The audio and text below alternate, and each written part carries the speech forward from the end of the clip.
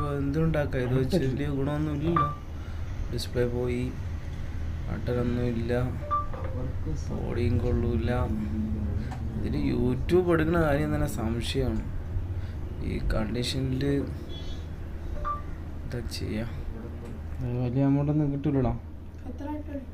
അത് 100, 50, 100 അത്രയൊക്കെ കിട്ടുള്ളൂ.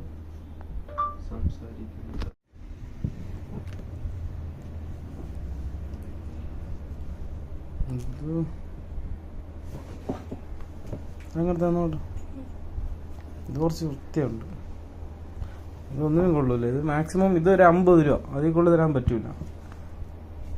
ഇത് കാർബണാണ്. കാർബൺ